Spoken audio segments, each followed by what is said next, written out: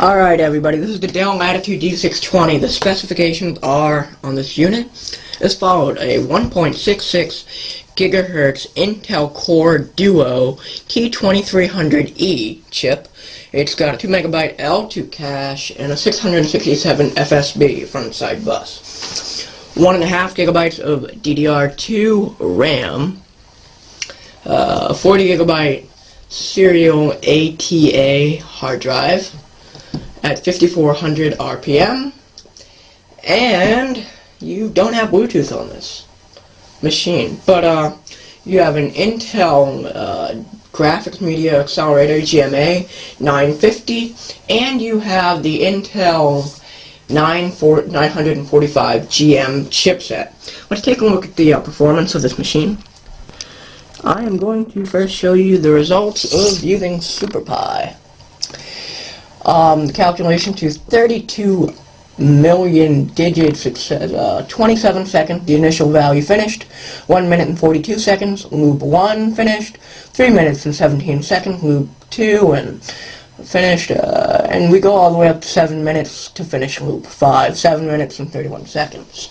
So that's that, and take a look at some graphics. I got Need for Speed Underground 2 PC demo for a look at graphics.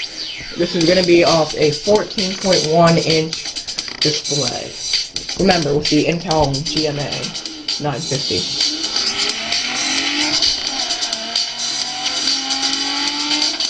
I wonder if I turn off the light, if that gives you a cooler look at the screen. I want to make sure the camera can still record it.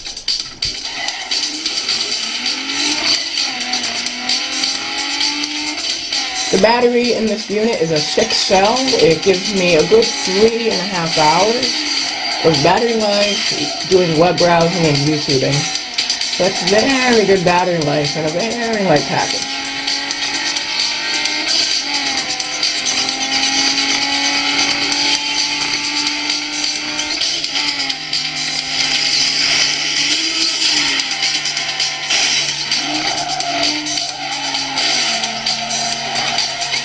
So, computer, very nice. As you can see, I will be upgrading to a 160 gigabyte SATA hard drive from Western Digital with their Scorpio series. I will be getting the, it will spin at 7200 RPM. I'm also going to get a 2 gigabyte RAM stick to put in this thing. It has, currently, it's got a 1 gigabyte RAM stick and a 512 gigabyte RAM stick. I'll just add, I'll replace the 512 with 2 gigs, so I'll have a total of 3 gigabytes of RAM in this notebook. It supports up to 4, however, if you want to add more than 4, the modern computers now, you would need a 64-bit processor. The Intel Core Duo is not 64-bit, however, the successor to it, the Intel Core 2 Duo chip, is a 64-bit enabled processor, but you can upgrade this to a 64-bit Intel Core 2 Duo chip, which is rather cool. So that's a look at Need for Speed Underground 2 PC demo. Let's turn the lights back on. I know we all love playing games here.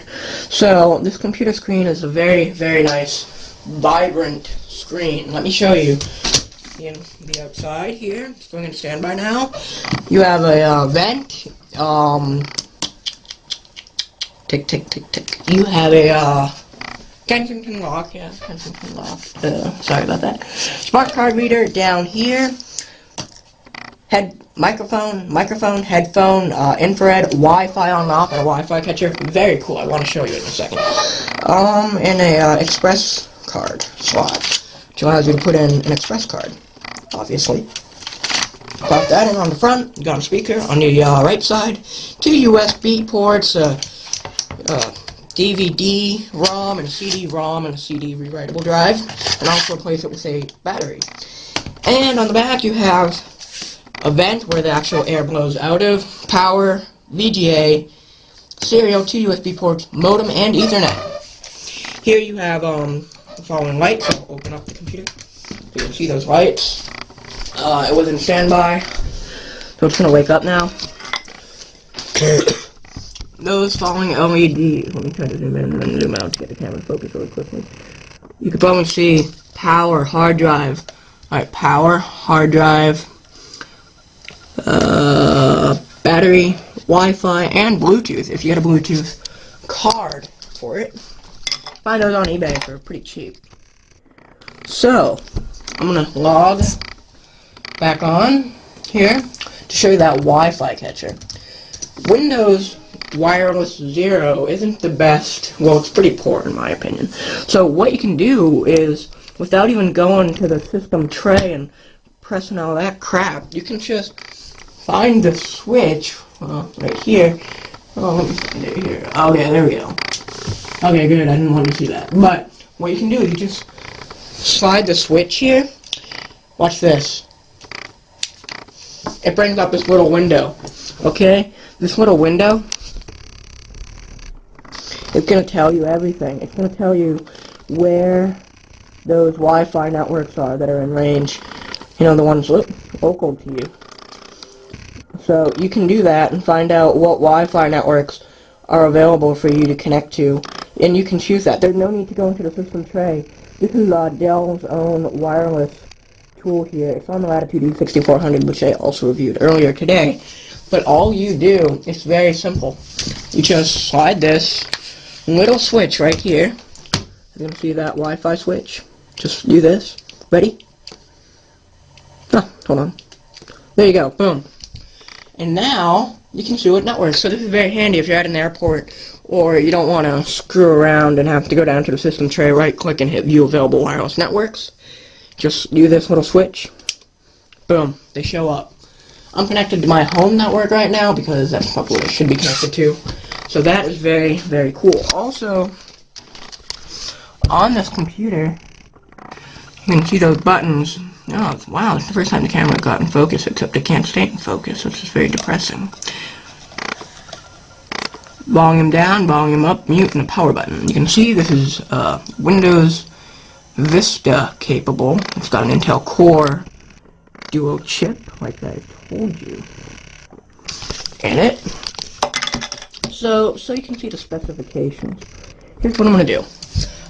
Find the specifications, right-click on my computer, and choose Properties. I'm going to zoom in, because the camera seems to get great focus when you spend an hour zooming in on it.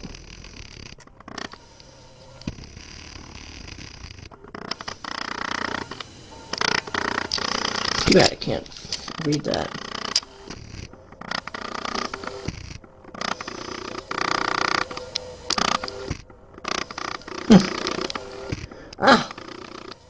You can see it's got a genuine Intel Core 2 Duo, and you can see the system specifications right there. So that is pretty cool. And so let's do a quick test here. We got like 8 minutes left. I mean 2 minutes left before we break YouTube's limit.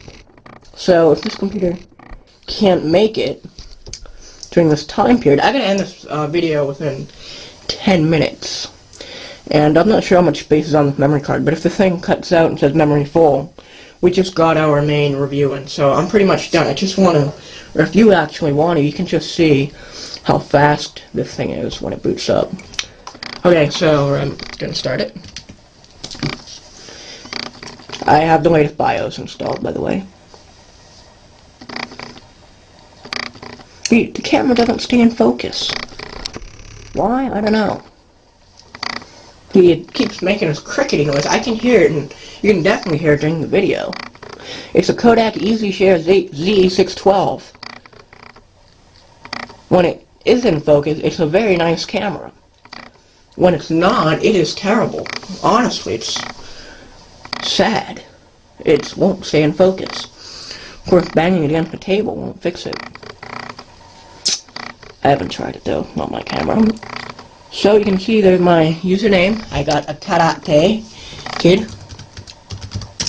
So I mean, boom. You're all logged on. I don't care if you saw my password, I change it monthly.